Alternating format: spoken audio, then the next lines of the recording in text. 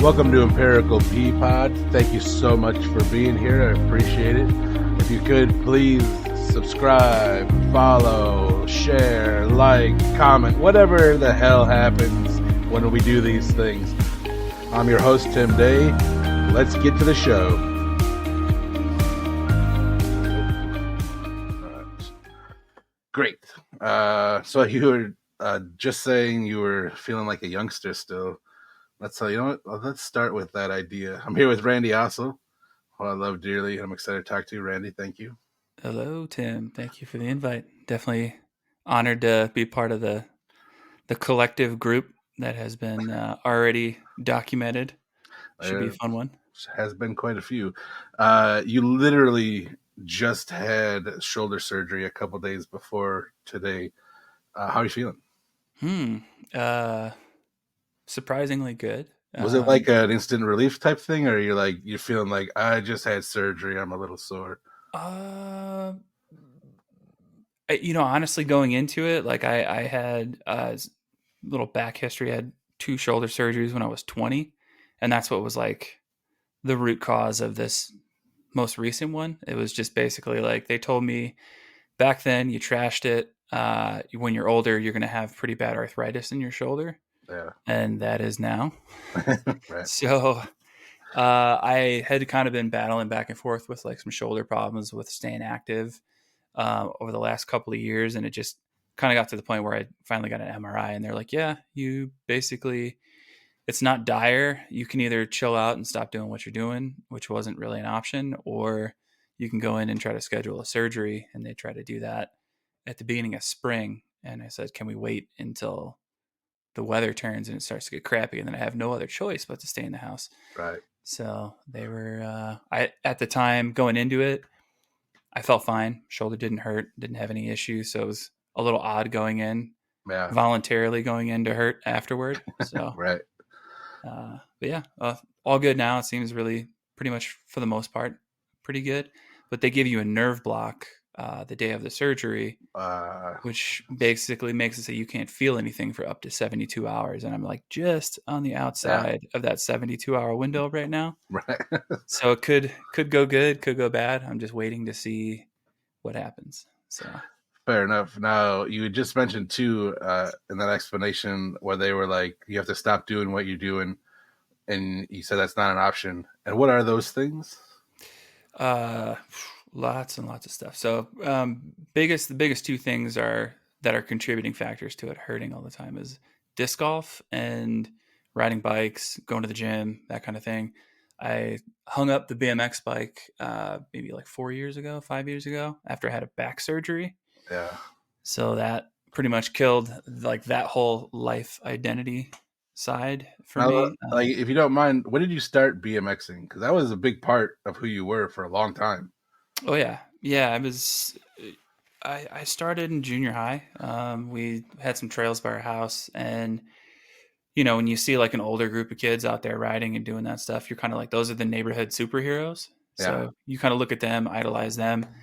That's eventually how I met Adam and a couple other, local Oswego folks that were a little bit older, but they were super into riding, and we kind of just looked up to that crew, and it kind of went from there. I went into like racing and then into doing dirt jumping and skate parks, and it stayed with me until I was like 36, 37. Yeah.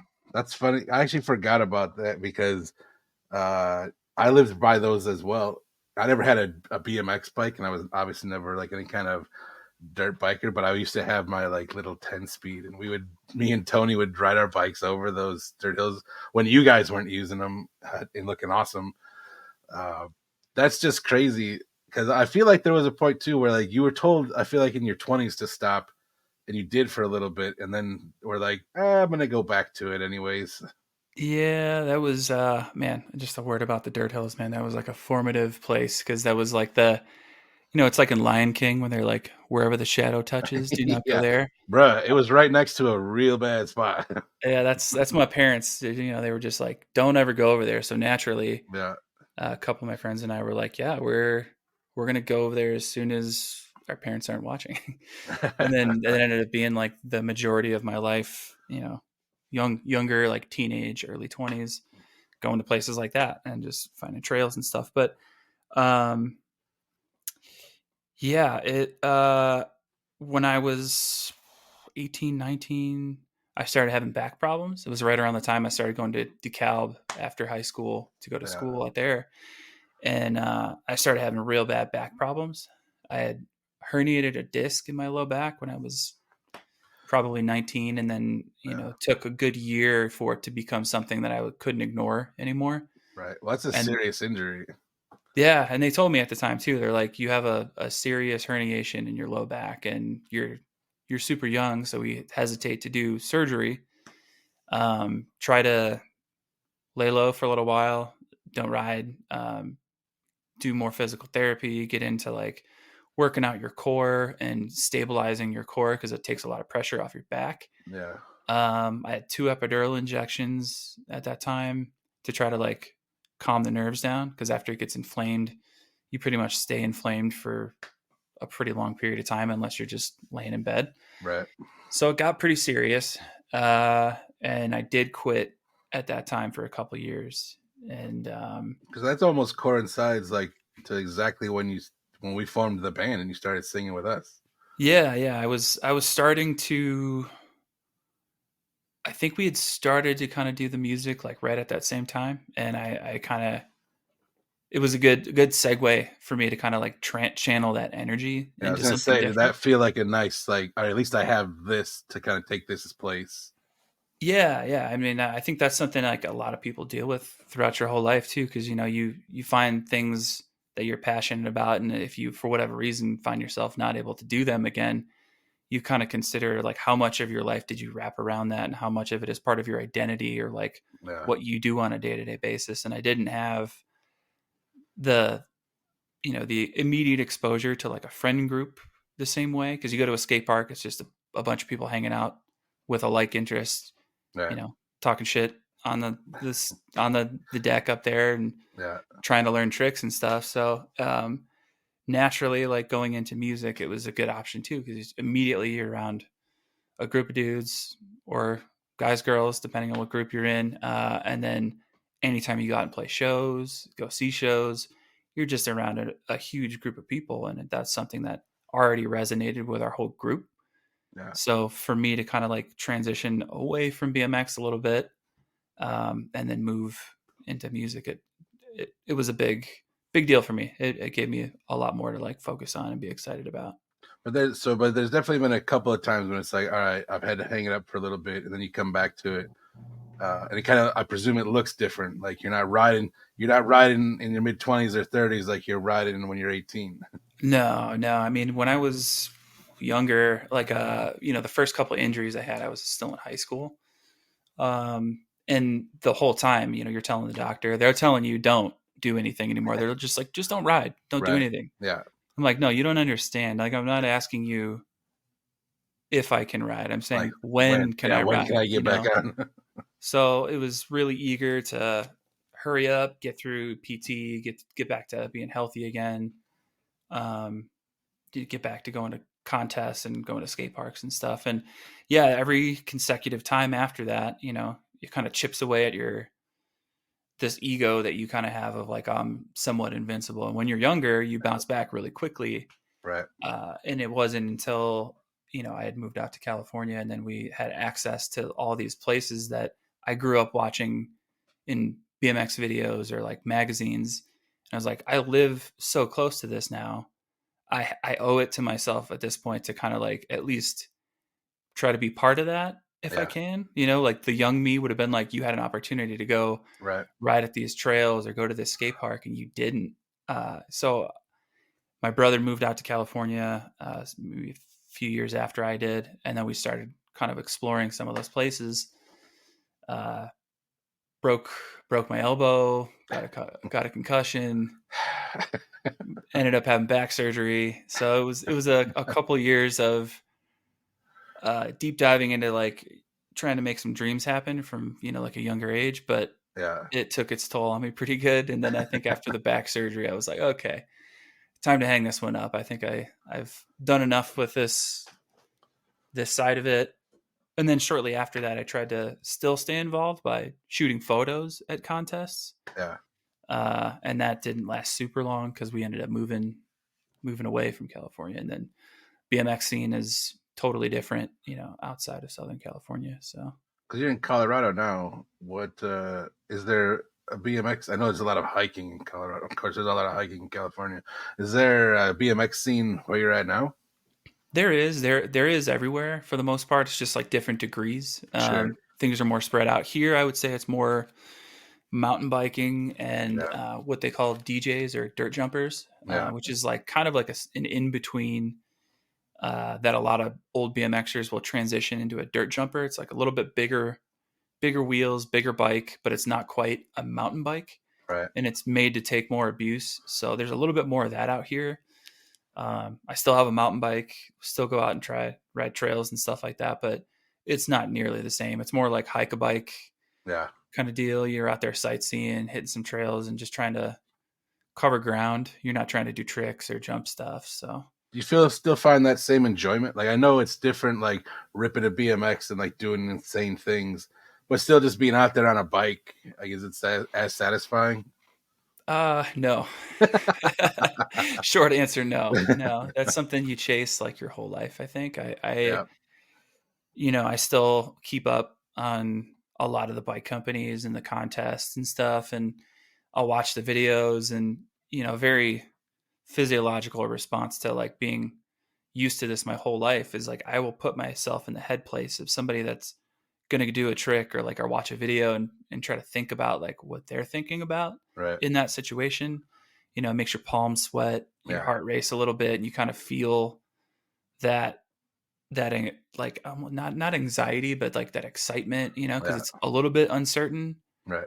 But you just have to kind of have like a confidence to go, I'm ready for it, I'm going for it, or I'm not, and I need to like practice some things before I get to that point. And that for sure, that the absence of that has been uh, telling for sure. I mean, I like for a while I didn't know what to do after the Yeah. back surgery. I was like, I don't even know what to replace this with because there's nothing comparable. Yeah. Uh, so, shortly after that, I kind of got into disc golf again after years of not playing. We grew up at Oswego, like we obviously had the course there in Jericho and stuff. Yeah. There was a lot of nice courses around there. Yeah, yeah, and there's even more so now, That's and true. it's crazy. So I started doing that again, and it immediately again it was like the key components of that are you have a community group built into it of other people that are going there that you constantly see and connect with, Yeah.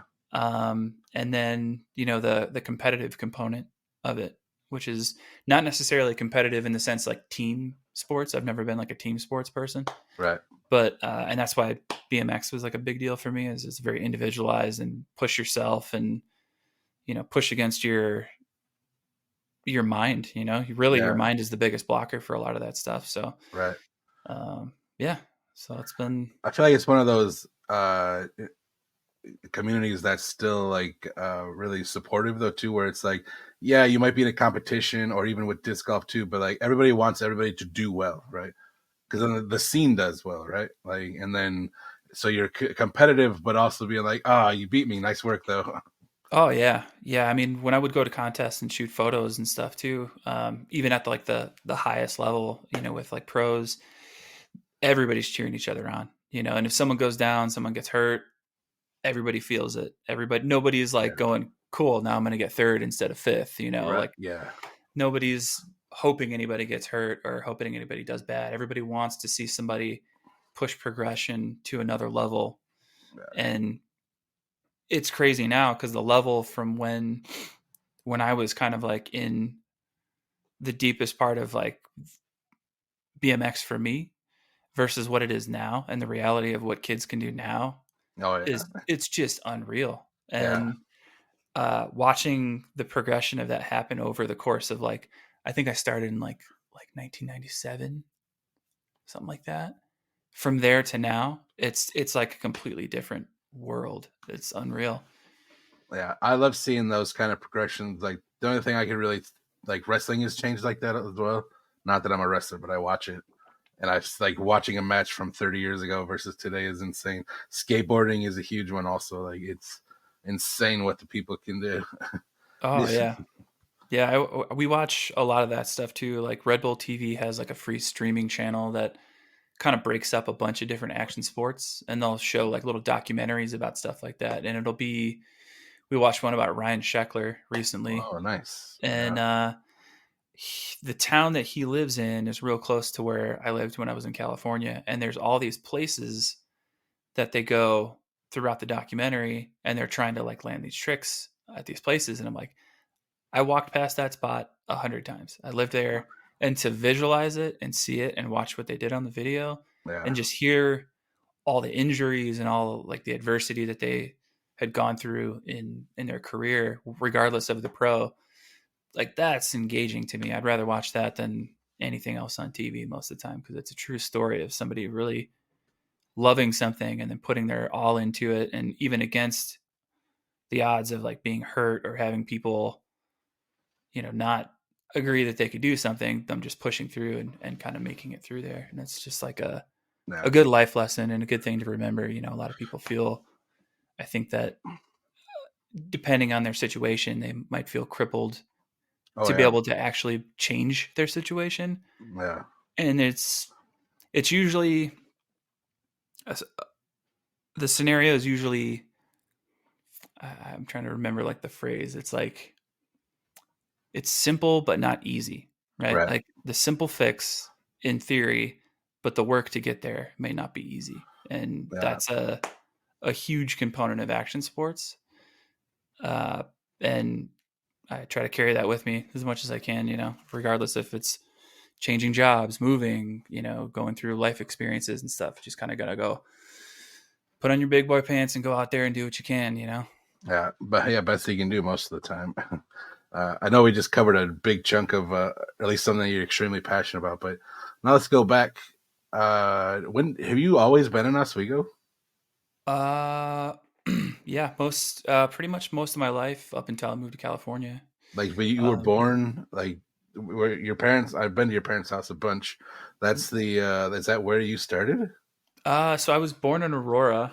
Yeah, I lived there until I was 2, and then my parents got the house in Oswego. So I have no memory of being in Aurora at right. all. But it was Yeah, like east side of Aurora, kind of by East High School, yeah. and yeah. But grew up in that house, same house, pretty Which much my whole life. which elementary school did you? Because back then there's probably only one. Or did you go to Boulder Hill or did you go to Eastview? Yeah, interesting part there is because my mom had my brother right around the time I was starting school. Yeah. She was able to stay home for part of it while she was on maternity leave. But then when she went back to school or back to work, I switched schools. So initially, I went to Eastview, Because we and were in a, I was, you know, I lived on in almost the exact same area on yep, the opposite side of the river of Oswego. Because I was yep, in Fox Chase and you were in the older neighborhood right next to it. yeah, yeah. So I started at Eastview, and then when my mom went back to work, we had to go to like a babysitter that was in Boulder Hill, and Uh, she lived like a block away from Long Beach Elementary. So I pretty much met a group of friends up until like maybe like second grade or yeah. something like that at Eastview. And then I switched schools, met a whole nother group of people. And then to throw it even weirder, after that, instead of going to Thompson, Thompson, you yeah, ended up back in Trauber. I went back to Trauber. Yeah. So it was like there That's, was yeah. weird gap of time of like knowing people, but then not knowing Yeah, them. that's silly. Like, because to give you anybody that doesn't know an idea, Long Beach is literally down the street from Thompson. So to go there for elementary school and then back to the complete opposite end of town, which is Trauber, which is right next to Eastview, that just sounds stupid.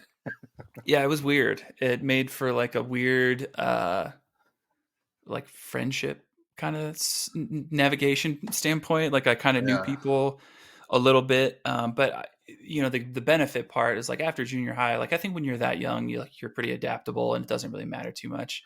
Sure. Yeah. Well, Uh, and then I got but to when I think that by the time we got to high school, it was kind of almost a reunion. Oh yeah. Yeah. Yeah. Yeah, that was a cool part is like when all of those schools merged into the high school, I knew a ton of people. Um I would say most of my friends were older though. Yeah. I think, As aren't you a year? Are we in the same group or are you a year younger than I am? I think I'm a year younger. Yeah. 'Cause I think we're like the same age, pert near. Just I think your birthday's later. Yep. October birthday, and Yeah, that's right. I was 2002. I graduated Okay. early in 2002. And I graduated early in 2001. My birthday's in April, so I think that's like where the cut is. Since you were in the fall, you were in the next class. Yep. Yeah. Yeah, it was crazy. It was cool to have the opportunity to know more people, but it was weird because they were like very a lot of the friendships at that point had kind of felt not as like tightly ingrained as somebody who probably went to like Yeah. a grade school for like 5 years or something like that. Gotta And figure that they're pretty tight in their groups at that point, and you kind of almost feel like a floater in both groups. yeah, and I really gravitated more toward all the skate park kids and like the older generation of people that were like a year or two older that had pretty much gone to the skate parks and stuff like that, and wasn't as connected to some of the other people that growing up had kind of found their way more into like they were the football players, and Yeah. it's like the quintessential like division of high Right. school. Yeah. Every trope that exists. Like, Yeah, but it was never like never like bad blood or like yeah. never Yeah. anything like that. It was just kind of like that's where I slotted in and felt most comfortable, but it made it reasonably comfortable because I knew a ton of people, at least like surface level, to just say hey and be comfortable with people. So, Yeah. It was those beautiful bleached locks. oh Lord, yeah, that their hair was so bleached that you could break off like a half inch of it if you just pulled on it. That's my favorite picture of you as a teenager with just the top bleached, looking all beautiful. Dude, I've got a couple horrific photos of that where I think in high school I just legitimately did not care. It Yeah. was just like, I think that's a good attitude for a high schooler, to be honest. yeah, That's how you stay safe. yeah, just get through school, do what you got Yeah. to do what you can to get out of those walls. Yeah. Maintain as much of your sanity as possible. Yeah, After high school, then did you go to college? I did. Yeah, so I graduated high school early. So I've been January 2002. Yep. And then immediately started taking some classes at Wabanzi. And I think that was like right around that time that we were kind of forming the band stuff right there, too, right? I know Jay and I were playing already since like 2000, 2001, in just trying to put together a group of musicians that would actually stick. Yeah. Because Guy had ended up going away. We jammed with Guy, and it was awesome. And then he's like, "I'm going to go to college," Yeah. and then he went away. And then yeah, because we didn't record, we recorded our first couple of tracks in like '04, which were very rough demos. And I think that's the first thing that you got. But there was a lot of buzz that we were jamming and kind of seeing what was going to be happening. Yeah. It was, I'm just trying to place like the timing of that stuff because it would have been like 2004, 5 or something like that then. 5 is when we recorded the Orange album, so that's when it would have been official. But we did our first show in December of '04 because you and I weren't 21 yet. Yeah, I remember that for sure. There was a couple of shows we played where I was definitely not. We played with Blackout at Jake's Bagels. Yeah. It was a bar at the time. I think it's Jake's Bagels I now. think the Pimps were on that show also, actually. Yeah, Yeah. and I remember being. I think I was like 20, Yeah. maybe even 19 or something like that. It was like clearly, like, I was like, I don't know if we're even going to be able to get in right now, Yeah. but we did. Maybe we did their first demo stuff in '03 where we recorded just the music and shopped it around. So it would have been like just during or right after your first year of college where we were like, oh, hey, we've got this if you want to check it out. Yeah, yeah. So yeah, I did. I did go to college.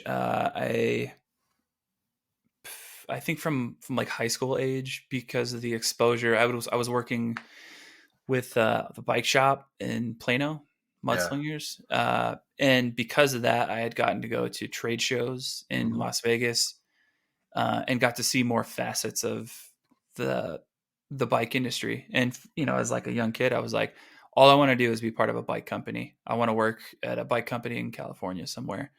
So my route into that was I could be a graphic designer working for a bike company. So I went to school for graphic design and started to do that at Wabanzi. And then halfway through the first couple of years there, I got exposed to sociology, and as part of like some prerequisite classes, and it kind of pushed me into this idea of like maybe I'll do that instead. So I started to kind of like halfway minor in sociology, and we'll learn more about psychology. Yeah. Um, and then ultimately, we had to take a class that was kind of like a gatekeeper for whether or not you think you're going to be able to make it in sociology. Because at the time, Yeah. it was like you're either going to be a sociology teacher or you're going to be a social worker. Right. And the job prospects for that are way more slim I than it say, was I was gonna for me say, to go do design. did either of those appeal to you? Uh, the teaching side, yes. Yeah. The being a social worker, I think being like more on the empathetic side of things, like I was not convinced that I was going to be able to separate my work life from everything I was exposed to during the Yeah. day. Yeah. And that was a big point of it. Like they make you watch these documentaries about the realities of it to go, if this is what you're in for, if you're in for this degree and you want to pursue this, you got to be able to compartmentalize this stuff. Because a lot of people that get into any kind of therapy situation, or it's like sociology or psychology where you're dealing with very heavy subject matter with Yeah. individuals, it can take a pretty heavy toll on you psychologically. Yeah. It's hard And to have those boundaries and like really maintain them. yeah. So I was honest with myself at that point, and I was like, I don't think this is smart for me. So I'll just kind of back pocket it. And then continued doing design. And then from there, I went to Wabanzi. I went from Wabanzi to DeKalb. I went to Northern to finish my degree there. Took forever, Yeah. and I actually forgot that until you just said that because we actually spent some time up there, yep, partied up there a bit, and yeah, it was a little wild. yeah. It was. I lived with a buddy of mine that I rode bikes with. He was like on his like last year or two living there, and his parents had they had a home up there that they just let us rent. Yeah, that So house was awesome. yeah, I was lucky. I never had to live like the college dorm life. Yeah, I was either commuting back and forth to school, or for I think like a year I lived at that house, which was pretty cool for what it was. It was interesting. I still never like got really super into like the whole college lifestyle there, where I was like going out and drinking. I was yeah. pretty much like bikes, band, school. It was like business time, Try to get stuff taken care Probably of. for the best because at that time there, I believe, Star Bar out there would do like $2 you call it's, and they were like 32-ounce cups, and it was absurd. Yeah. Because I know Nick was out there for a spell, and Jason and I would hang out as well. And Nick was we partied with us at your house before too, and it could turn into a shit show real fast. Oh yeah. Yeah. I've got photos from one of the nights we all were. I think I, I think there was a punching bag in the basement. I think that there's like a pretty awesome photo of JK. Yeah, Like he punched and his fingers like bleeding, and there's like a flap of skin hanging out. that's It true. was Yeah. yeah, we had a good time. It was a super fun time. So Younger kicked my pants off, or maybe yeah, Jason did. I used to wear the snaps back then. yeah. It just kicked at them, Breakaway. and they were gone. Yeah. That's Yeah. good So time. good times all together, man. It was a cool little pocket of time. And then it also was, we were playing shows in DeKalb too. So Yeah, Otto's in the house, there's a couple of those venues up there. So we were able to kind of like promote a little bit more because I think Jay came up there a bunch as well. I want to say I don't remember if he took classes there. I thought he did because I remember at one point he was putting stickers all over the campus, and that's one of the reasons we got a show. Yeah. Is that this band hit us up and they're like I think the email was stickers everywhere. We're like, all right, and then we ended up playing a show at Otto's with them, and come to find out that that dude used to play guitar with Blackout at one point too. So it Oh, was like nice. this crazy little circle. Yeah, I remember you and I having to promote a show at the house. We went and saw Dustin Kensrue and to hand out flyers, and I kept falling asleep because I had just worked all day, and then we had to go and do this. Like, obviously, I love Dustin Kensrue, wanted to see the show, but I'm like sitting up against the wall, just 100% asleep, and you're like, we gotta pass out flyers. Yeah, there's I don't miss that part of it. You know, No, people no, not at handing all. out stuff, and you might as well just say, "Hey, you throw this away for me." Yeah, yeah. Eh, No, man, nobody cares. Especially my favorite is when we would print like 1,000 little 2 song things with flyers in them, and then go to like big shows in Chicago and hand them all out. Which is that part's awesome, but I feel like there was no return on investment for that. no, no, the money spent, the time spent, and then you'd be walking back to the car feeling accomplished that you got rid of all those CDs, Yeah, and then you look down and you're like, "Oh, we're walking on all of them." Where people just threw them on the ground, or yeah. uh, That's or yeah, or we went to Naperville one time and we went to the dorms out there and started passing out flyers for like a Naperville show at like Rizzo's or something like that. And yeah, I remember we got an email from the police that said, if you guys ever flyer out here again and we see all the litter from that, yeah. we're gonna give you a ticket. And I was like, we got we got some work to do. Yeah, that's funny. How did you end up in the band then? Do you remember like exactly how that went down? Uh, yeah, maybe some conjuring of old memories. We'll pull this up. I think for me, I had started jamming with Posty and Tom Gray uh, Yeah. a couple years before that. Was there a thing called clean sweep? Yes, yes, and So the where does that happen then? That's got to be why you're even maybe before college. yeah, it was probably around that time. You know, that transition between high school and college. Yeah. Because I remember it. Actually, it was because I remember Posty, being the crafty fellow that he was, got a hold of some hall passes, like a stack of them, Yeah. and he would come into my room wherever I was at, like in the high school or whatever. He knew like what class I had. He would roll in and be like with a forged pass to get me out, and they'd be like, I gotta go to the doctor right now. Like, you know, Yeah. I didn't even know about this, you know, and they just pretend I didn't know Posty, and then we would go to Tom's house. We'd leave early. We'd go to Tom's house and go jam. We didn't really ever record anything, or to my knowledge, even like really finish any songs.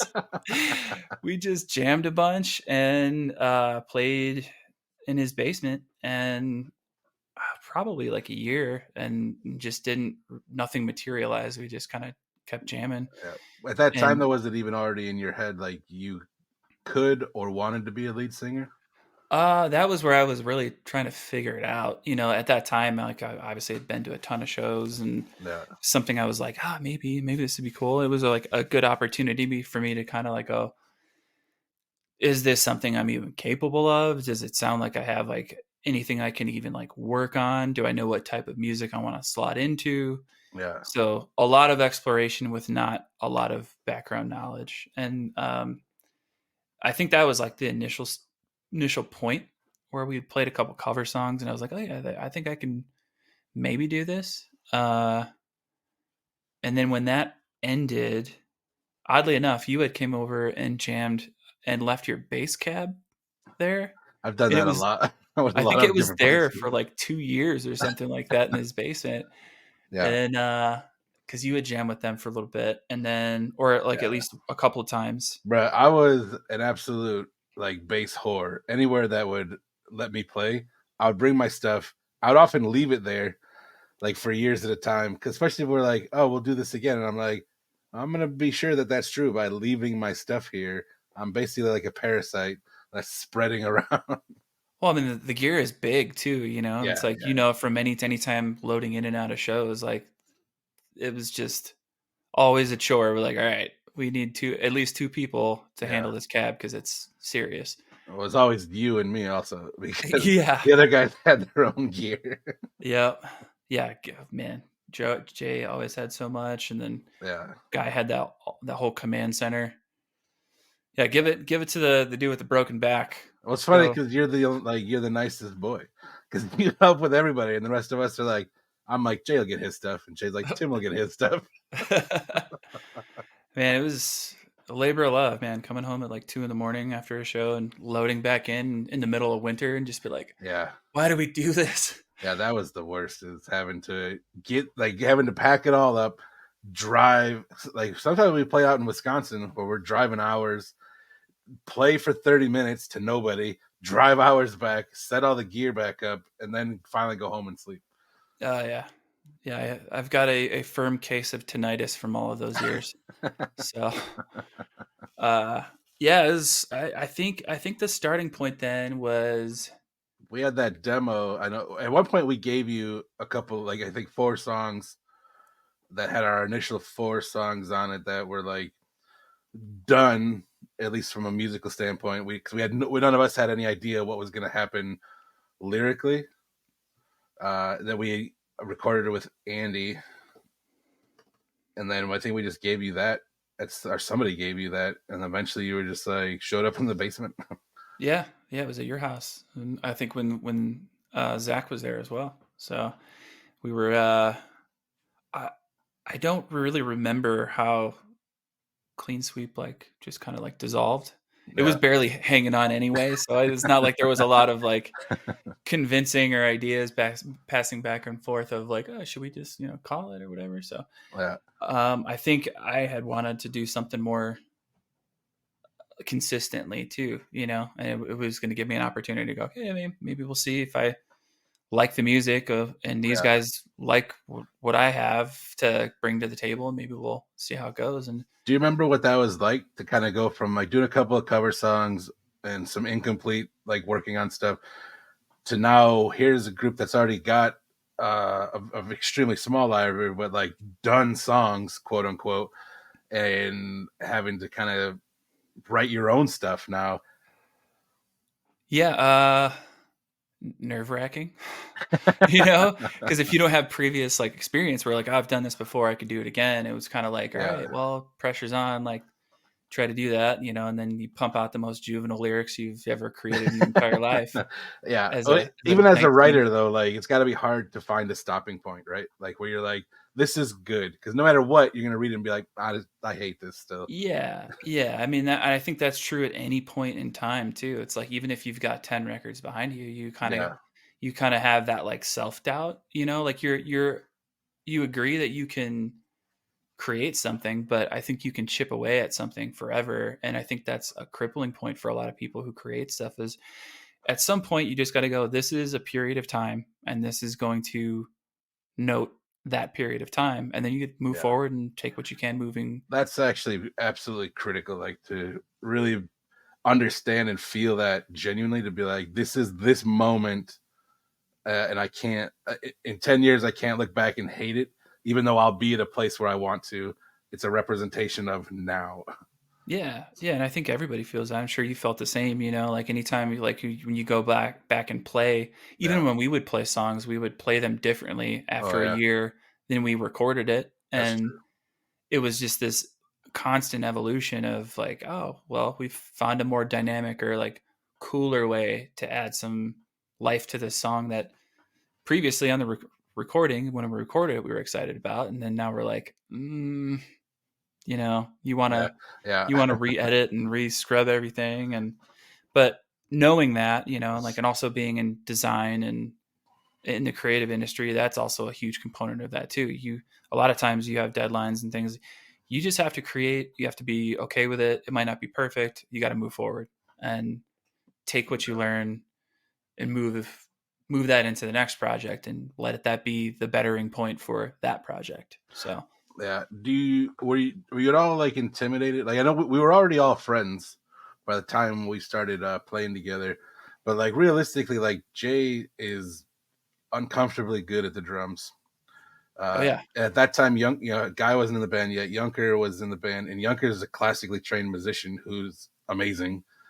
And then I'm whatever, but like, was it tough to kind of plug into that because realistically, like you took it to like a fish to water, but you didn't have a history of this, and you weren't necessarily trained in it at that point. I mean, I think it's inspiring, right? Like you hang out with people that are clearly capable of doing what needs to be done to write good songs, and you know that you guys had a lot more time in than I did, and I felt like it made me go, okay, I if I'm going to be part of something, and this is applicable for me for like everything throughout my whole life, it's like if I choose to be part of something, I'm like all in. Yeah, I can't really like halfway be part of something. It just isn't really like in my nature because if I'm doing something, I genuinely want to like do the best I can. And being around you guys and seeing the fact that you had already been at this like songwriting level to where you could put this stuff together, you could comfortably jam and like pull things out of jams was like, okay, now I need to kind of sit back, listen, absorb like how they do it, and then slot in where I can, and then learn as much as I can as well. So, you know, I would say it was, yeah, intimidating for sure for a little bit, but also exciting and fun. You know, like I kind of feel like rising to those challenges is what this is kind of what drives you to like even like action sports and everything else too. It's like yeah, it's something that's going to be intimidating. That's not ever going to go away. It's like how right. you interface with it is the only control you actually have. So it's like you have to decide for yourself how you react to that. And it was either run away and go, I can't do this. This is scary, or you got to go give it hell and they'll tell you if it sucks. Yeah, So it was always inspirational. Like I feel like we were never necessarily good at writing songs. We just got lucky like 30 times. Like, did you ever have or think it was odd because usually you would have like there'd be like a singer songwriter, or at least you would like have lyrics and a melody, and then you kind of build something to that. And we always wrote our songs. Like me, Jay, Guy, or me, Jay, and Yunker would write the music, and you would kind of plug in lyrics because you. I can't think of a time when you changed because we were always like, "What do you want the music to do to make the lyrics work?" You always made the lyrics fit in around the music, which I was always incredibly impressed by. And also the content of your lyrics I've always loved. But was that a challenge for you, or did it just become like, oh, this is just how we write our music? I think it was that, you Yeah, know, like, and it's weird because I honestly felt like after watching lots of music documentaries and like DVDs of bands recording, and you find out that's not abnormal. You know, you're like, yeah, oh, well, like Linkin Park does this too. You know, like I'd watched a bunch of different videos where you know Chester or somebody else when they're talking about writing, it's very much the same way. We would sit in a room, we'd jam, we'd pull out parts, identify verse, chorus, bridge, very basic structure.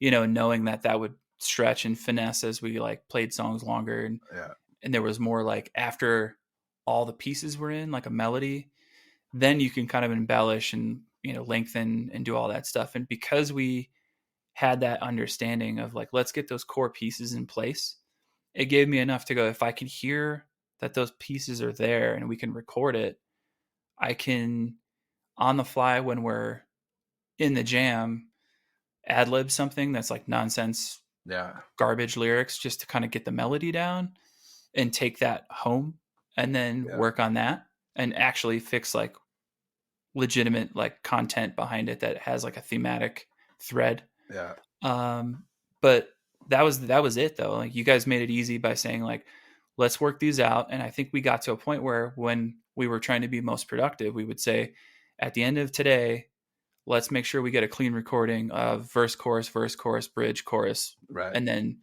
that's enough. We And can then I tweak can it as come we back need and to. write.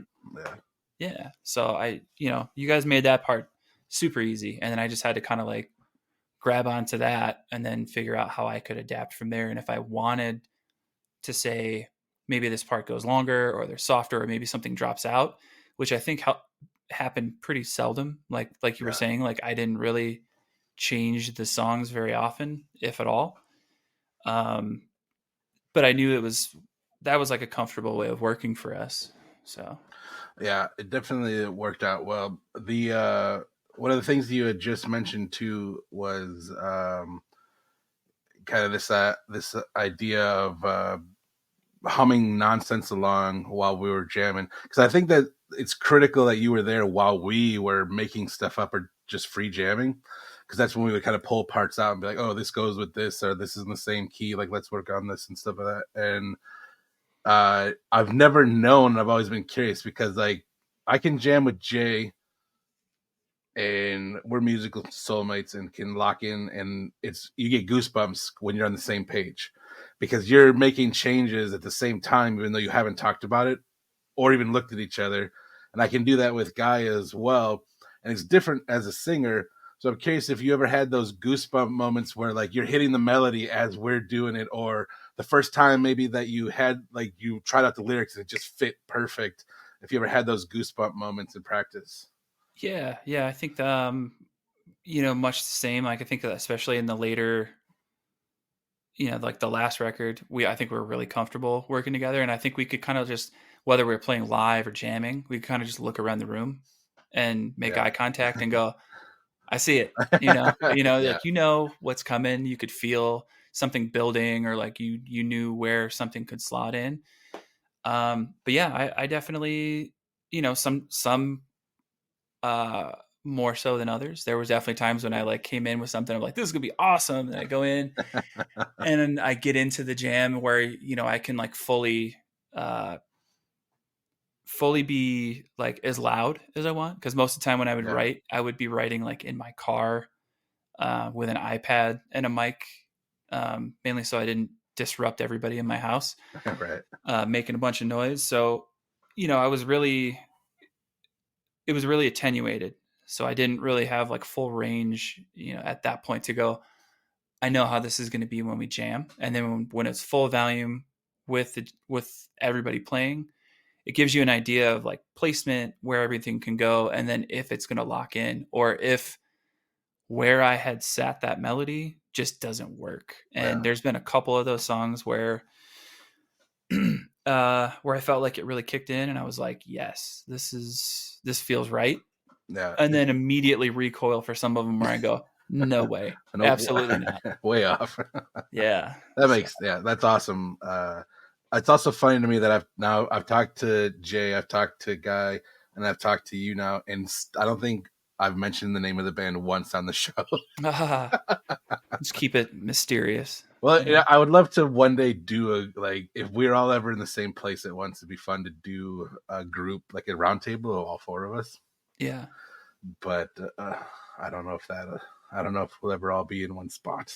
Yeah, I know. I occasionally talk to Dave Hughes about that stuff too. I know he's trying to recruit us for Yeah. Oh the yeah. I've had show. Dave on the show also. Still didn't name the. I've had Yunker on the show. Still didn't name the band. Yep, it's been an ongoing theme.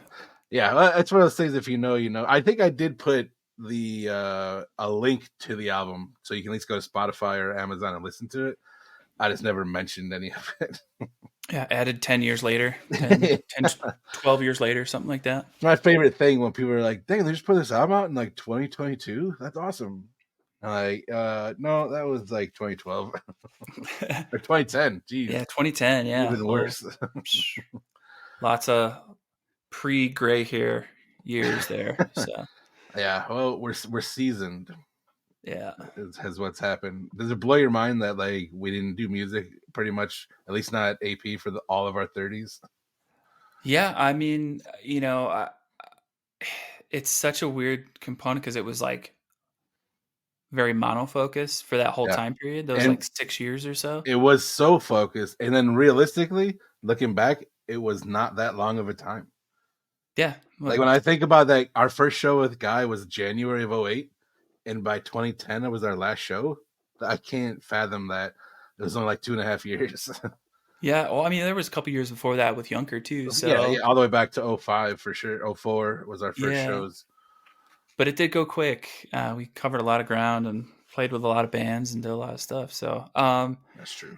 yeah, I don't know. At that time, like I was conflicted for sure, Yeah, because it's like after so many years of doing what we were doing, and then also like being done with college and going yeah, like, okay, we could continue doing this, but are we are we moving forward? Is the scene moving forward too? Like I think at that right. time, the scene at large, like a lot of bands were just kind of going, It felt like it was going away fast. yeah, it was like, and it was a bummer, I think we felt like we had played as many of the local shows as we could and kind of burnt that out, and we could tap that and go every holiday we're going to go do a holiday show. It's going to be cool. It's going to be Yeah, Halloween, Christmas, like whatever, like summer shows.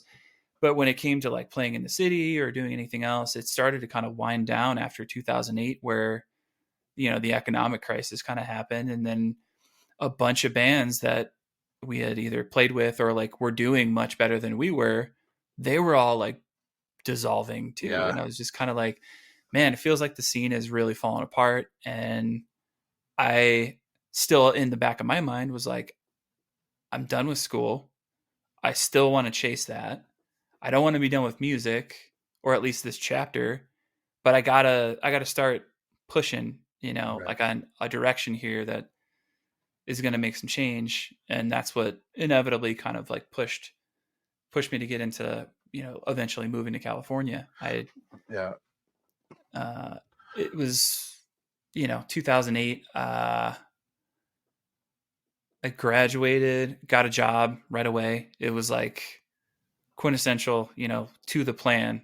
Go to right. school, go to college, get a job, got a Yeah, career. And I was like, cool, it's working. This is like storybook. right. You busted your ass for it, and then made it happen for sure.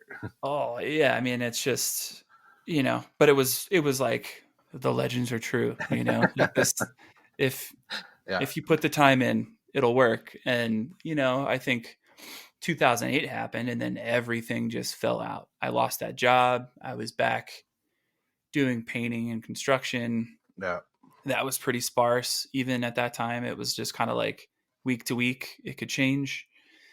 Um, and then that's all I had was the band, right. at that time. And it was awesome. I think Uh, I was in the same boat because I always just got a job around the band. Like as long as I could still, man, I remember working at Guitar Center too, where their whole thing is like your band comes first.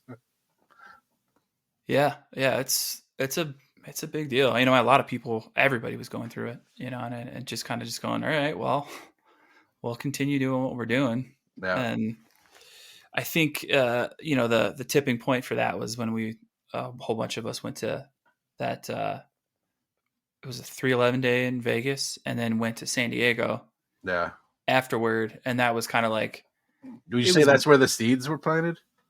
oh yeah, yeah, for Yeah, me to actually get up and go. Yeah, sure. for sure. Cause I mean, up to that point, I had been to California when I was like super young, like too young to care. Like at the age when you go on a vacation, all you care about is the hotel swimming pool. You don't care where you're at. Right.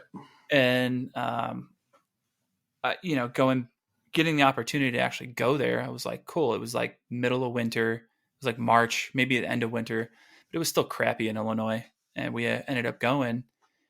And, Jay went on the same trip. And when we went out the first morning that we were in San Diego, we didn't plan it. We were just walking separately, down the block, like on the coastline, and we just bumped into each other on different blocks. And we were kind of looking around. I was like, "You can live here?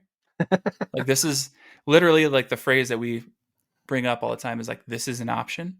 Yeah, Because up to that point, you don't really think it's an option coming from the Midwest, and like certainly like having like very little money, yeah, scraping with the job. I was like, this is certainly not an option for me right now. But how do I backtrack, from the goal of going, "Oh, this is what it is, this is what it takes, this is how I could possibly get there." yeah. I kind of came home with like a little bit of a recharge of going, how do I work backward and get to that point? When And was that trip? Do you remember? um Was that March of 2010? it's got to be, Yeah, it's got to be right around there. Because I was gonna say, because yeah, we finished the album in 2010 somewhere. I don't even probably around July, maybe August, June, somewhere in there, somewhere in the summer. Yeah. And then because it was pretty fast that you made your decisions though, because then our last show was September. Yeah, I think it might have been the year before because it took me a full year. Okay, so try 2009. Yeah, it took a full year of applying and trying Yeah. to get somebody to care, you know? And legitimately like the job that I got, they told me no 3 times and then finally I was in the basement working on my BMX bike. Yeah. I just got new handlebars and I was like cutting these handlebars and just kind of thinking like, I'm gonna go to the skate park tonight. It'll be fun, whatever. And they call me and they're like, "Hey, you still serious about this job?" I'm like, "You guys said no 3 times." Like, yes, yes, I've said I'm good for this like several times. And they're like, "All right, you can do it." And I was like, what is happening right now?" Nice. That's awesome. So, but then you knew in 2009 that you were going to leave, but still, we're like, we should definitely record this last album Yeah, and spend yeah. I mean, all this money on this album. well, there was no, for sure that it was going to happen. Sure. It Yeah. was just kind of like pulling strings until Yeah. something clicked. And then, And until then, business as usual. for Right. sure, yeah. I couldn't bank on anything. It was a super long shot because especially Yeah. at that time, they were not hiring people from like out of state. Yeah. Most places I talked to said if you don't live within 100 miles of here, we're never going to pay for you to move here. Right. And if you can't get here on your own, we don't care. We've got applicants. Yeah. So I I went just through thought, that when I tried to get a job in DeKalb. I mean, in Colorado before I went out to Jay's, and it was like same thing where it's like we could interview you today, but you're not here. yeah, yeah, it was disheartening, and I was like, no matter how bad I wanted it, there was a huge roadblock. So to me, I was like you said, business as usual. I'm gonna continue to put everything I got into the things that I'm doing, and the band, working on that record.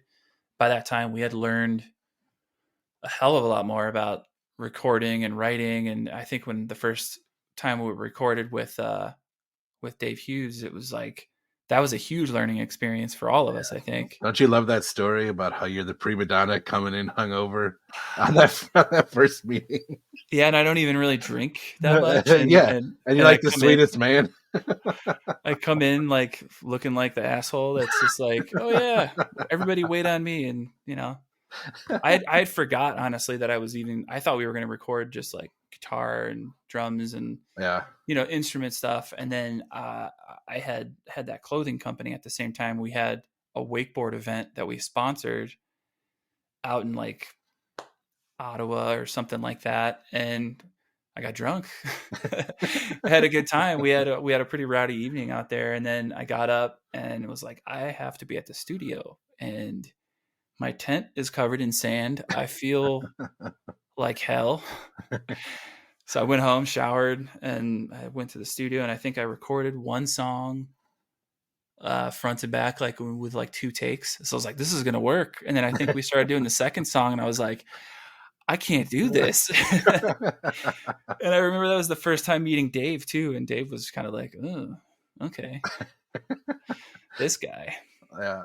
You mentioned too. You worked at Mudslingers, the BMX shop that was in Plano for a long time, and I also just mentioned clothing company, which basically you ran out the back of Mudslingers. Yep. Whatever happened with it? Because that was one of the cool things. We always made our own merch Yep. because Yeah. we had access to those sort of things. And I remember I used to come by and try to help. Not that I know what I'm doing, but I would at least want to be supportive to try to help do some of the pressing and things like that. Whatever became of just dissolve it off when you decided to leave, or before Uh, that, wasn't it? yeah, it was right about the same time. I had to make the decision too because I was proceeding with that at the same time with the band too. So Yeah. Um, but yeah, I remember a couple nights we were like trying to build like a specific like lotus flower design, and we Yeah. made like 2 or 3 We hoodies that. made two. Me and Felice were the only ones who ever had that hoodie. Mine's long been destroyed. She might have hers, to be honest, but there's only that one in existence. Oh man, yeah, I remember that night still like vividly. Yeah, But yeah, we ran clothing company out of the back of the shop there. It was pretty much a self-sustaining kind of deal. Like we didn't really make a ton of money. It was really like anytime we did side projects, that money would go directly into like buying more stuff to do the next project or, Yeah. It's like everything else. a build to order kind of thing too, right? Like people would be like, I need this. And you're like, well, here's what's going to cost for me to get the materials and press it. So kind Yeah. of like you said, self-sustaining. Yeah. Yeah. It was pretty lo-fi. I mean, we had no business sense. We didn't really do anything like appropriately by the books. It was just kind of like figure it out. And at that time, right about the time that I was getting ready to leave, my buddy decided that he asked me, he's like, do you want to like actually start to like, we can legitimize this business a little bit more. We'll get accounts and figure all this stuff out instead of just running it under our tax ID numbers individually or whatever. And I was like, yeah, about that. Uh, I told him, I was like, I'm pretty much like going to be moving for sure. And I think this is something that's probably going to be a point that I didn't really want too many anchor points to Sure. have to resolve in the end, like quickly. Right. So I was just like, let's plan for this now. Like I just pass everything to him. Did you So own Central Clothing? yeah, so it was Justin, my buddy Justin, and I ran that. Yeah. It just started as like a fun thing to do for But like that's the like, did bike you shop. own the logo? Like, did you own that IP though? Yeah, yeah. The Okay. website, the logo, like all the branding, like we created that from nothing. And Is that what you gave him? Like you default, like you're just the sole owner now, or do you still own that? I don't think we ever even did like an actual transfer or anything like that. I was just like, I'm going, it's all yours, you know? That's fair enough. Uh, Yeah. and Verbal I just agreement. told him I didn't really want to take anything from it, like because we had just put everything back in, we weren't like taking profit from it Yeah. necessarily. So That's what we did with the band too. Like any money we made just went back into the band, trying to make it as self sustainable as possible. yeah, yeah, that's basic, the same premise for all of it. So I just said you can take it, and he's taken it and turned it actually into like that's what he does full time, is does screen printing and does hats and Is it still apparel. Central Clothing? Yeah, I did not know that. That's awesome. yeah. So he's still kicking and still doing the same stuff, still same logo. Occasionally we'll do branded stuff, but does a lot more like unique stuff for people who come in and want special order things. So yeah, I ended up kind of folding that side. Funny enough, too, there was a time period where I could have owned the bike shop as well, because that place was going to close, and the owner's there because I had been working there and then riding for their shop for like Yeah. 10 years or something. They were like, you're the only person that cares about this place more than anybody else we know. Do you want it? Do you want to like take over the business? And I was like, no. I was just like, it's not something that I ever like really like. It was enticing at first, because like, oh, I Yeah. could own a bike shop, but it was also kind of like not a good time Right. for me to even think about taking on something like that. Well, not for nothing. Also, there's a reason they're getting out, right? Yeah, yeah, they were all in the same boat too. It Yeah. wasn't really like a booming. BMX has never been like a Right. booming industry. It's always pretty fringe. Yeah. Skating has been far and away like way more profitable, Yeah. and it'll go through like little peaks and valleys of like how popular and how much money is coming into the sport. But most often it's just like labor of love. The companies that are in it are because they're rider owned companies, and those people rode their whole life and they want to keep that moving, but they're scraping. Most of those companies are scraping. Right. So yeah. So that makes sense. So we kind of basically sever all ties from here. We went in and recorded our last album, and then it must have been while we were about in the middle of recording our album that's when you finally got a job in California and we're going to be leaving. I'm trying to think. I don't even think I had the job yet. I think it was like I knew that I was at that time like applying like crazy. Okay. I mean, probably hundreds at that point in time of like Yeah. sending stuff out and getting nothing back. But I was dedicated to it. Like I was saying before, if I'm in it, I'm in it 100%. Yeah. And I just felt like if I'm going to be serious about this, I need to brush up on some things that I don't know with my career. And then I need to be putting more time also into like chasing this stuff down if Yeah. I'm going to make it happen. And I'm say we there's had, also a piece of like, sorry to cut you off, but there's also a piece of manifesting as far as being like, all right, I can't be looking at this and maintaining this here. I need to at least set the intention. Hey, I'm leaving this just so you know, so that I can focus on this. Kind of opening yourself up to the universe to kind of point you in the right direction, right? yeah, you're kind of teeing everything up, Yeah, so to yeah, speak. And I felt that was pretty much it. I think I kind of felt like, despite being really happy with the record, playing the double door and, yeah, going through that and being excited about that, I think my heart was in that spot where I was like, I owe it to myself now to like push this side and see if I can make this happen. yeah, Um, and the longer time went on and I wasn't doing something in my career, is the longer that somebody hiring me is going to look at it. Like, what did you do for these 4 years right, when you should have been doing progression on your career? Like, yeah, we can hire somebody else that we can pay less and knows more. And that was also a fearful point for me too. I was like, right. I have to take action. Well, it's one of So, those industries where you have to stay current. So there's always a learning curve because it's changing so fast, right? oh yeah, yeah. I mean, with technology, especially, I mean, I think you're hard pressed in any industry now to not be in that situation where Yeah, you got to keep learning and keep growing the value that you can provide as an right. employee, because it changes and nothing is given. Like, I throughout my whole career, I've come and gone from jobs where what I know now and what I do now is vastly different. And I Yeah, never would have projected that this is where I would be. Like, if I left school and told you like, oh, that's the job I'm going to do, it is totally different. It is right. unbelievably different. So, and that's only just a byproduct of another point, we had talked about earlier, was all you can do is respond to the world around you most of the time. You don't Right. necessarily have full control over like the vast majority of those things, but you can work toward it. Like you're Yeah, saying, you can kind of tee it up and kind of like manifest this idea of, I'm going to do everything I can to prepare myself for this moment that I want to happen. There's no guarantee it's going to happen, but I'm going right. to try like hell to make it. Yeah, that makes sense. Now, so at this point, then we've recorded the album. The album does sound great. It's on it's on Amazon and Spotify. I'm not going to tell you the band name. The worst promoter ever. We're not getting anything out of it at this point. It doesn't No. matter. If anything, go listen to Short of All's album, last album. It's on there also. But then we do our final shows. We play the double door. We did our final one at Howie's with all of our friends, and it was awesome. And then you go to California. What was your experience in California like?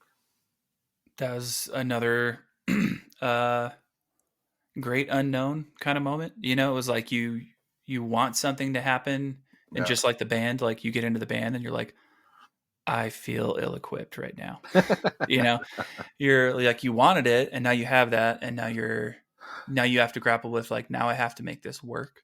yeah, And for me at that time, California is expensive, always kind of has been. I went in, and I think like the pay that I negotiated was poverty level at best. It was like super, super bad. yeah, But I was just excited just to be there and to have an opportunity. And I'm like, I'll move on from here. I just needed yeah. a doorway to get here. Did you have a place secured already, or did you kind of show up having to do something? So basically, growing up, my buddy Garrett and his family is, I had like a part of them live in California, Ah, and we stayed at their beach house oh, when we nice. were staying there, because Kate had actually been like one of the initiators of like, hey, after Vegas, let's go to San Diego. We can stay at my aunt and uncle's place. Yeah, So 5 of us left that show in Vegas and then went to stay in Ocean Beach. And through them, because I had met a few of them early on in life, like because I'd known Garrett since junior high, yeah, they were just like, hey, if you ever want to come out, Like I told them I wanted to move here, or move to California, and they were like, hit us up. You can always, we'll figure something out. We'll try to help you as much as we can. And I was kind of like, yeah, people say that. Right. And then I ended up talking to Lori, which is Garrett's aunt, um, and Kate's aunt. And she had called me one time just out of the blue. And she was like, hey, you were talking about this, like moving out here, like whatever happened? Like, are you doing it? Are you making steps? And I was like, she had no reason to call me, no Right. reason to like poke and prod and like try to push me to keep moving. But she told me her story growing up, was kind of similar. She found her way to California in a similar fashion. And she's like, if you come out here, we'll try to pull some strings and see if we can help you. So I ended up living with their daughter and her roommate for like the first couple of weeks until I could find an apartment. Yeah.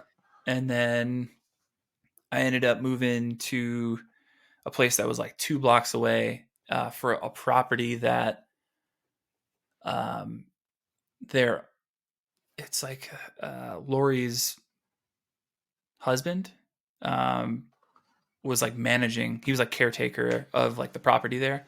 Ah, And so he's like, hey, these guys are having somebody move out. It's 2 dudes. They're kind of about your same age. Would you be interested in checking that place out? So talked to them right away, clicked with those guys, and then moved in with them. So I had 2 roommates, 2 brand new roommates, completely foreign situation, making dirt money, living in Ocean Beach, and being excited, like not thinking about any of the negativity or like the reality of like financially, like I just blew a bunch of money to move here. right. I have almost no money, and I still have to try to make this work. And yeah, it just started to kind of slowly feel more manageable over time. Yeah. Now, you didn't stay in California. Like, how long did you stay there? Because it was only a few years, right? I stayed in California for 10 years. Well, I guess it was 10. That's a long time. Yeah, just about just short of 10. So it was like 2011, and then I left like right before COVID. Yeah. Uh, and it was funny. Like you were one of the first people I saw when I came back because we went and saw Adam's Bandit, Yeah. and it was like literally like the day before everything shut Like, down. you literally brought it with you. Yeah, yeah, we traveled cross country. We moved, and I was just kind of like, yeah, cool, man. I'm gonna be able to see all my friends and hang out, catch up with everybody. That like second night, went and met up with you and Jason and a couple other people, and I remember everybody kind of being like, we probably shouldn't be here right Yeah. now. That was the first time where we were like, we're not supposed to do this. And then everything locked down within a week. Yeah, and then that changed it because I thought I was gonna be back home in Illinois for like a short stint, Yeah. until I figured out where I was gonna go. I was just waiting to click up on a job, and then at the time I was looking at Colorado. I was looking somewhat in Chicago. I didn't really want to work in Chicago, but I was like, I don't have a lot of options right now, so we'll see how it goes. That turned into like pretty much like a year, Yeah. and yeah, and then I ended up getting a job in California again, which was super weird. Like a recruiter hit me up, and I had decided to go on a trip after like the brunt of COVID, and just to go, hey, I'm just gonna go to California and visit with some friends just for like a month. Yeah. Just drive, keep it low budget, and went and visited Jay when we drove through Colorado. And for years before that, even when I was in California, I had talked to Jay probably like to a point where he was probably like, "Oh God, just move here already. Quit talking about it." And we passed through, and I kind of got to see a little bit more of it. Obviously, went there for the wedding, for his wedding, but passed through, went to California, started this job, and they were still totally remote. And when I went back, the price of real estate and the cost of living had gone up like 14 or 15% in just one year. And it was in, already in unaffordable. California? Yeah, it Wow. was it was insane. Yeah. And there was no availability. So for 4 months, I stayed with my friends in Orange County trying to find a place to live. and nothing was available. Every apartment complex was like, there's a huge waiting list. Jump on it. We can't tell you like a time window, and everything was like exponentially more expensive. Yeah. So I started talking to the people I was working with, and they were like, "Well, we're thinking about going back into the office, but we might not." And that was at the time where like there's different variants and stuff. Right. They'd be like all hopeful we're going to go back to the office, and then new variant, Yeah. no way, we're not going back. So I finally was like, dude, I can't keep staying at my friend's house. Can I just be remote, and can I just move to Colorado? And they finally agreed to do that. Um, and then I moved like 2 years ago, moved out here. Is So that the job you still have? You're remote in Colorado, working in California. nope. So I am remote, but the company I work for now is in Madison, Wisconsin, and it's You dick. yeah, totally different company. Way But back it's out here in the Midwest, and you get to stay in Colorado. You're a real sack of shit, pal. well, I That's really awesome. pulled some strings to make that one happen. Yeah, So good on you for sure. yeah, the other place I worked with, they were good for about a year, and I just kind of felt like I needed to kind of move on from Yeah, there. It was a good opportunity to kind of like save some money back up, get more experience. It segued me into that whole idea where when you're saying like you have no idea where you're going to end up in your yeah, career, it just kind of like presents itself, and you go, maybe I'll do that, right. And so this healthcare company hit me up, or it was a design company that works in the healthcare space. So they were my entry point into the job that I have now, and I work for a company that does um, diagnostic testing for early cancer detection. Oh, nice. Uh, and that's kind of been like a thematic part of my career. I've always tried to work with companies that I feel like are doing good, and not just like, Yeah, hey, I work for Coca-Cola, right. or Yeah, like Marlboro or something like that. Yeah, I could do that. I for sure could do that, but I'm not aligned with any of the business practice or like the product or anything like that. So right, I have worked at nonprofit environmental company, a couple design agencies that were good opportunities for me to learn more and get to where I am now. Um, but the last two have been healthcare oriented, and it's really more about just how do we help people discover if they either have cancer early so they can get on it and take care of it before it becomes a big problem, or do early testing and find out that they're good to go. So it's been it's been a good opportunity. They're super cool with us working remote, and it gives me a good opportunity to kind of explore and figure out, is Colorado right? Do I want to move somewhere else? What financially makes the most sense? And to be honest with you, I still don't know. So really. What would you say? Like, obviously, you've spent the most time in the Midwest and a pretty decent, a huge chunk in California, and you're still in the infancy of being in Colorado. Do you still feel like you're not sure, really? I think as I've gotten older, I have really settled into this idea of never say never, Sure. and Do you feel a pull somewhere else though, or like at least I'd like to see what this is like in other yeah, places? I don't necessarily at the moment, and that's why it's like this very like neutral point, like where this feels good, and I'm Yeah, not making any kind of declarative statements like I did when I moved to California. Like when I moved to California, I was like, I'm never going anywhere else. yeah. So when I Like went I'm to gonna stay Colorado, here. I felt like you were talking about you and Jay on the beach. When I was in Colorado, I was like, this is an option. This doesn't make sense. Nobody Yeah, lives here.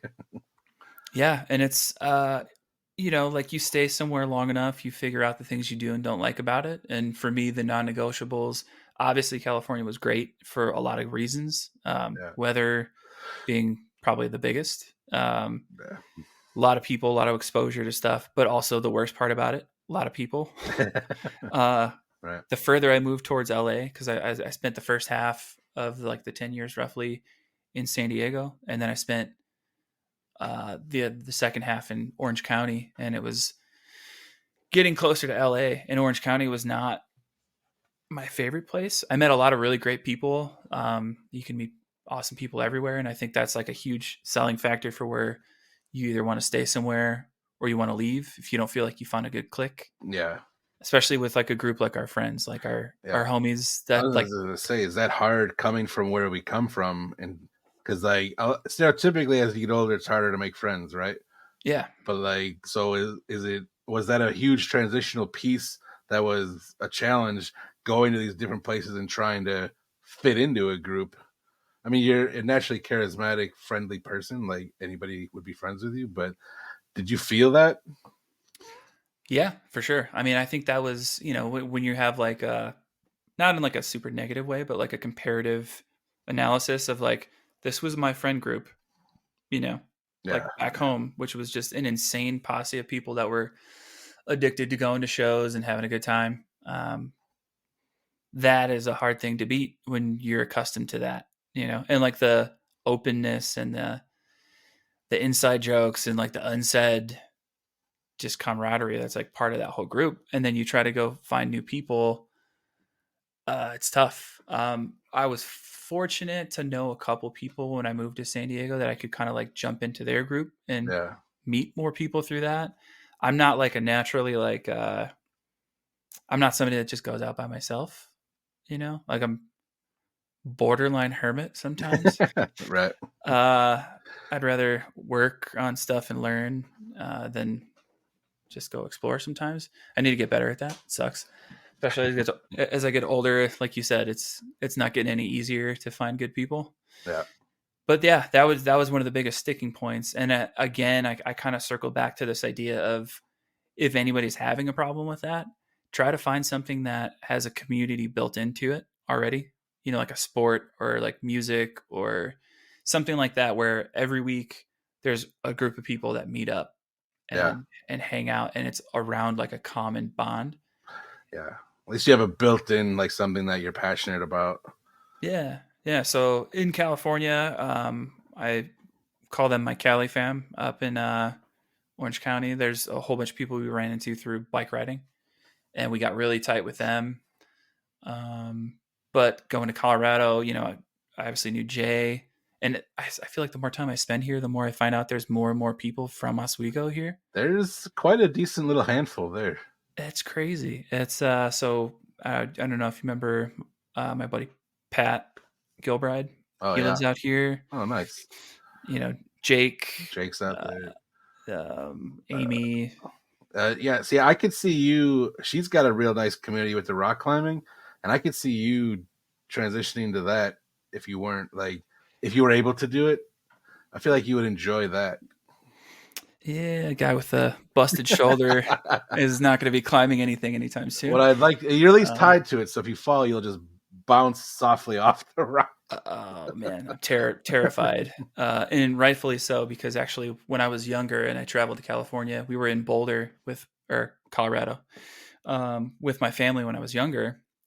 I saw a dude fall off a mountain, Oh my god. and he was rock climbing up in Boulder Falls. Was he And free climbing, like with no gear? Or... no, they were roped in, but Okay. the his partner, I don't know if like a something broke loose like for the Yeah. hold, or if they had too much slack in the line or something. I don't know enough about climbing to tell what Yeah. happened, but we saw a dude, he was probably like 80, 90 feet up, fell and hit the ground, and my dad Jeez. was there as like one of the first responders while we're waiting for the paramedics, and that sound Yeah. just Of sticks hitting the with you ground. Yeah. forever. It's terrible. So I've already, despite riding BMX and snowboarding and all that stuff, like heights are terrifying, and that was like a clincher for me. And go, yeah, I'm good. I don't need to do that. Yeah, that would be too much. I wouldn't be like, no, yeah, I agree. I'm good. Yeah, so it's been crazy. So been hanging out with that whole crew, some of the Oswego crew out here, but I would say, am looking for like a larger group, to kind of Yeah. tap and be able to hit up multiple people here and there to go hang out.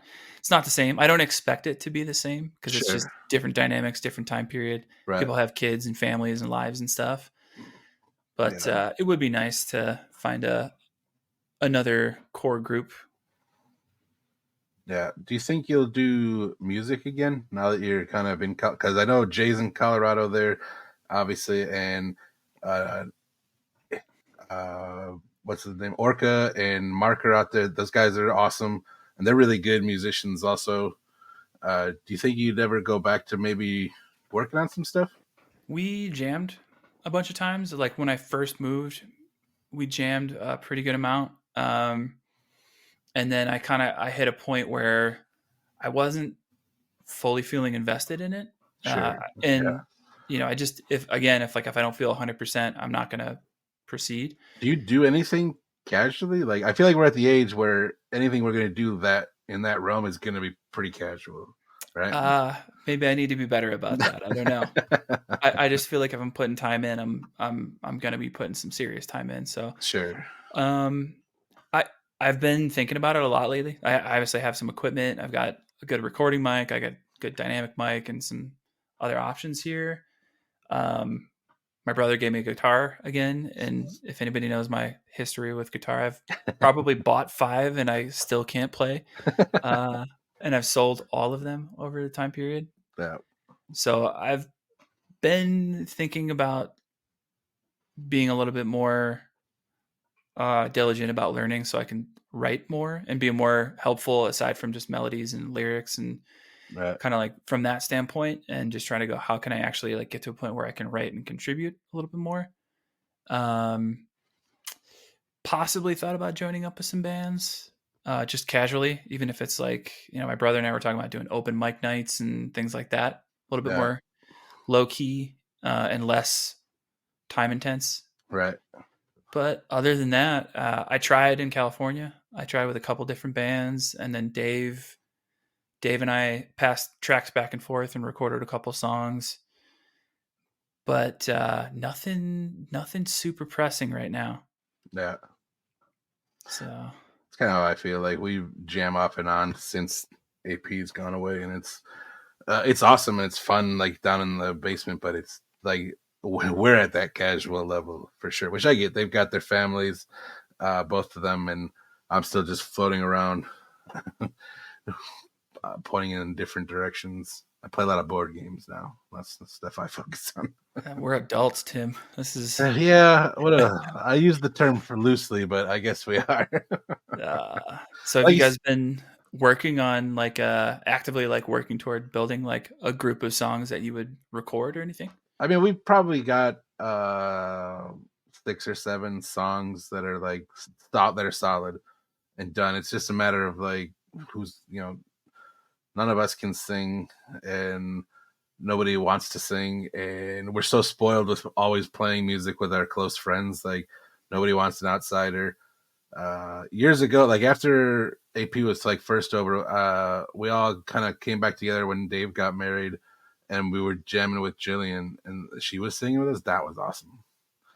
But even that, like, because she's also married and has 3 kids and stuff like that too. So it's like eventually everything just kind of goes by the wayside. I think I still got another run in me.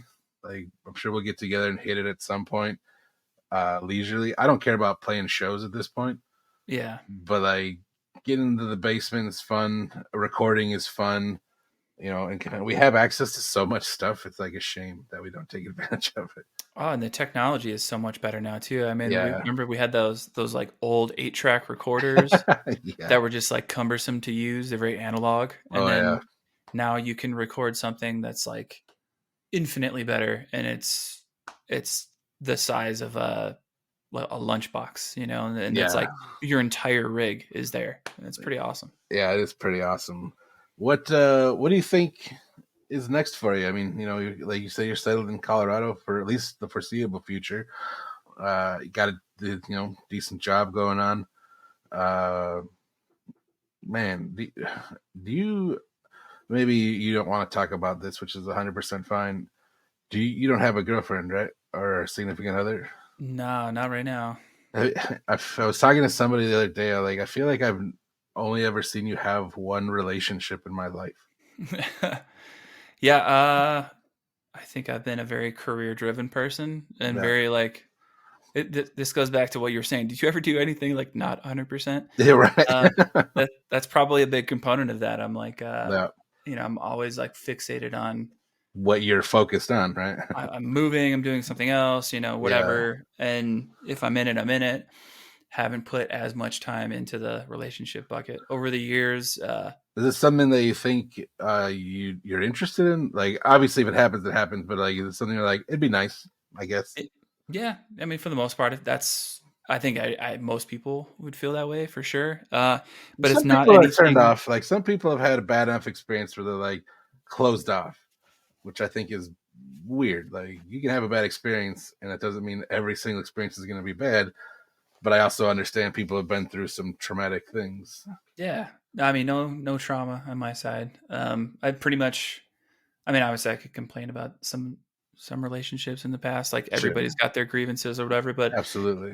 you don't take that shit with you. You take the good stuff and you learn. It's just like Yeah, when we were talking about songwriting. You yeah, take that with exactly. you onto the next song and make that song better. So, Yeah, yeah, I mean, it's something that I've put time into and like try to do more. I would say more casually than anything else. I don't have like a crazy internal clock or to desire. Like I don't feel like I'm like yeah. super missing out or Right. anything. You don't So have anxiety about it, right? Like you there's no just, urgency. I think yeah. is the biggest thing. Because like people will tell me that be like, you don't have kids, you don't have a wife, like my mom and dad will be like, yeah, we kind of want grandkids, but no, we're just joking. I'm like, no, you're not. Yeah, it's You always guys, funny to me too that people usually go to the kids part first. They don't care that you're in a happy relationship or oh a yeah, supportive relationship. They're like, "What do you mean you don't have kids?" Like, I can't even get somebody that doesn't annoy me enough to want to be around me, or vice versa. I can't immediately thinking about having kids. yeah. That's a very like pragmatized way of thinking about it too, and that's kind of how I am. I definitely I it's like that question is not even on the table until you meet the requirements of is this person compatible with me? Do I Right. feel like we're aligned? Do I feel like financially it makes sense? Do I feel like, is this the right person to do that with? And I don't think a lot of people give that as much thought as they should. Some people get really Yeah. swept by like a new romance or something like that and then Well, they're like, it's "Oh, beautiful. I'm gone." Yeah, it's beautiful to get swept up, but at the same time, like, and I think a lot of people get lucky because we evolve constantly, right? Like day to day, week to week, year to year. And I think if you plug in, sometimes you're lucky to evolve together, right, as a couple and individuals.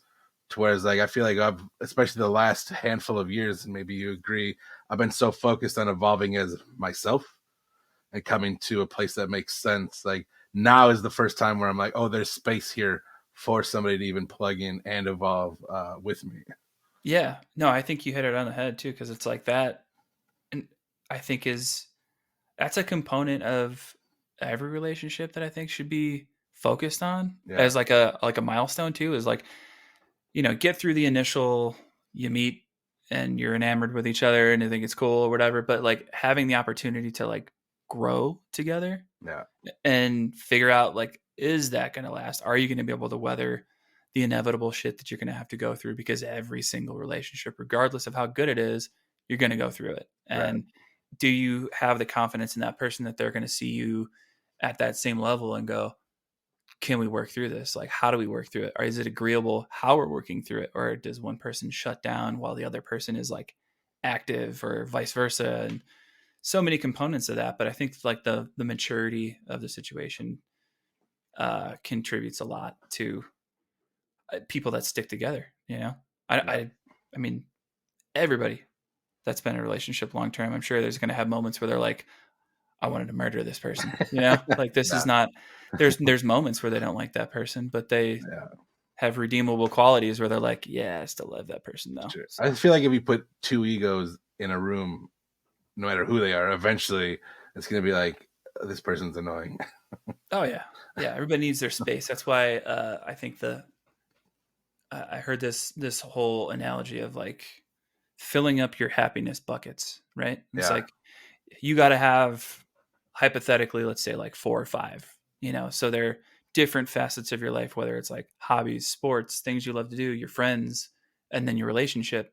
So many people put all of their hopes and their dreams and like they're all it's all contingent on that relationship, and Right. when that falls apart their whole world feels like it falls apart. Yeah. And if you don't foster all those other components of your life, that's when you end up in trouble. So i Yeah. i think having the clarity of mind like that as an older person, elder, Yeah, uh, is is something that's exciting. Anytime you get into a new relationship and you have that like clarity to go, I'm looking at this from a perspective that I never did the rest of yeah, my life before that I think is beneficial. So yeah. I think that's really smart. It's definitely not necessarily always easy to do, but definitely, like you said, it's now that we're. What did you just say? We're not old. We're older. Older people. older We're people, sounds like there's still life in that as opposed to elderly. yeah, yeah, yeah, it's an interesting learning point, and I'm sure it'll shift throughout my whole life too. I mean, that's the beauty of life, right? It all shifts. Yeah. What do you think is next though for you? What's Mm, on the horizon, or what are you brainstorming? uh, I'm a nerd. I'm like a giant nerd. I Me too. lately Me too, bud. part of looking in the mirror and going, wow, there's a lot of gray there. I'm going, maybe I should plan for retirement. Maybe I should read more financial books and get serious about some long term You're planning. so annoyingly practical and smart. It's annoying. It's yeah. I'm Millhouse. Um, it's stupid to a fault. Like I read and research everything to no end before I make decisions most of the time. So at this point, I'm just focusing on my health and obviously getting my shoulder better, getting back to a good point there, maintaining that. Yeah, I think music has been like one of the things that is kind of like on this tipping point where I go, as I've been injured by my various hobbies, maybe I should adopt a hobby that isn't quite as abusive, at least physically, maybe Right. emotionally. Right. So maybe a little bit of that. As far as like staying here, foreseeable future, I feel like I'm staying in Colorado. I don't have any reason to leave. Um, I think you talked about, is there any pull from anywhere else at this point in time? Not really. I don't Yeah. have anything that I'm like pointing to that feels like a logical next step for any one reason or another. But I also have the openness of mind to go, I want to explore some more places because I'm probably going to expose some things that I wasn't even aware of that I go, oh, I could do that. Yeah. So, yeah, I don't Hey, know. that's awesome. That's really cool. I like the idea of you getting back into singing and talking about like doing more of an emotional thing after you just had this beautiful, poignant look at relationships and all this stuff, and then being, I can't wait for you to write a song about how a girl broke your heart. Oh, yeah, that's coming. It's the Taylor Swift writing method, man. That's Yes. if you date her, you're gonna end up in a song. So I think that's the mistake that everybody that dates a musician ends up making. They go, as if it's Yeah. if it's somebody that's writing lyrics, and you'll find your way in there. Oh, there's a couple of girls we know that are in a couple AP songs, eh? You you said the name, you broke the rule. Oh, god damn it. That's all Yeah, right. If you search AP on the internet, you're not going to find anything. yeah. They'd be like, what is AP? Yeah. Wasn't there AP classes, advanced placement Yeah, advanced placement. classes? Yeah. Yeah, but all right. Is there anything else you want to talk about?